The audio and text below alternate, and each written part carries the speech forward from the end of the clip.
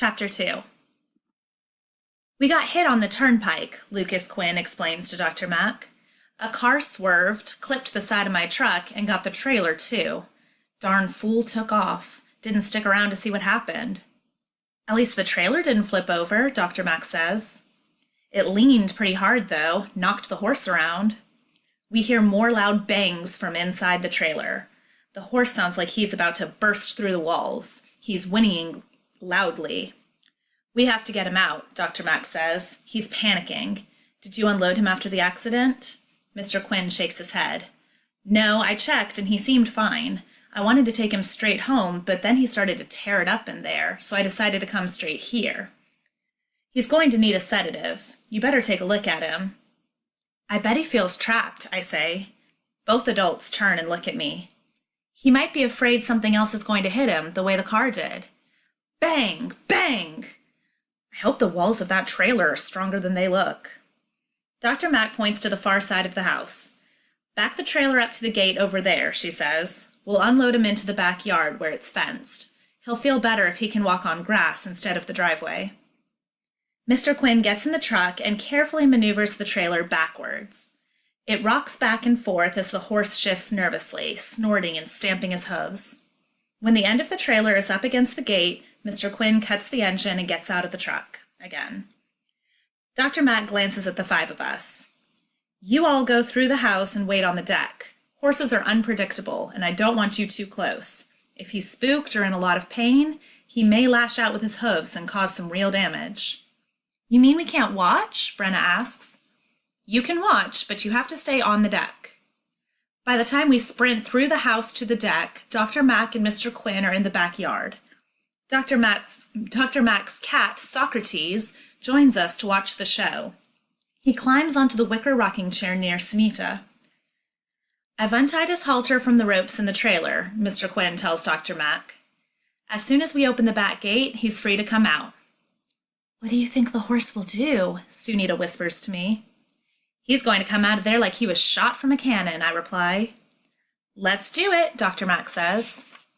Mr. Quinn unlocks the back gate, lowers the loading ramp, then quickly gets out of the way.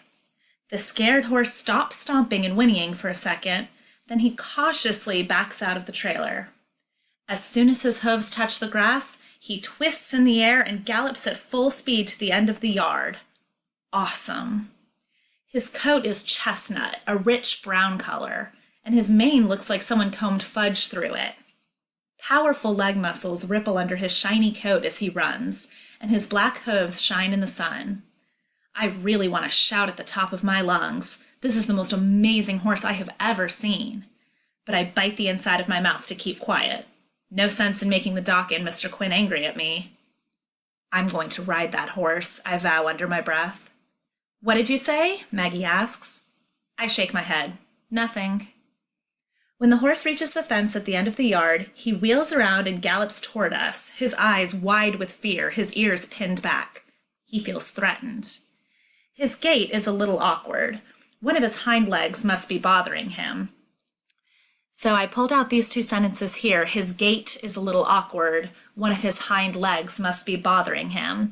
From context, we can figure out the gait must have something to do with the way he walks, because the reason it's awkward is because one of his hind legs is bothering him. So something is off about the way he's walking or running. The horse runs another lap, then slows down. His eyes relax. His ears come back to their normal upright position. He's feeling more comfortable. Dr. Mack speaks softly. David, go inside and bring out a big bucket of water. He needs a drink. Out of the way, I tell the girls as I make my way to the sliding glass door. Horse needs some water. Once inside, I cut through the kitchen to the clinic and grab a bucket out of the supply closet. I don't want to miss a thing. I fill the bucket to the brim, then speed out the door again. Hey, Zoe complains as water from the bucket sloshes on her sneakers. Hay is for horses, I say, pausing at the top of the steps. Shh, warns Dr. Mack. The horse is standing in the middle of the yard, breathing hard. I can see the sweat on his chest. His eyes and ears sweep across the yard like he's expecting something else to come along and scare him. Bring the water, David, Mr. Quinn says, keeping his voice calm. He's settling down nicely. Slowly, I walk down the steps. As I get to the bottom, the horse walks straight toward me. Don't move, Mr. Quinn tells me. If I hand the bucket to Mr. Quinn, it might startle the horse. The horse does have a limp. It looks like it hurts him to put his full weight on his hind right foot. As he gets closer, I can see a dark red stream of blood and a cut about 2 inches long over his right hock. What's his name? I whisper. Trickster, Mr. Quinn answers. Trickster whinnies. The high-pitched sound makes the hair on the back of my neck stand up like I just touched an electric wire. He stops in front of me, his nostrils flaring, trying to smell me. I shift the bucket to my left arm and hold out my right hand. Hi, Trickster. I'm David.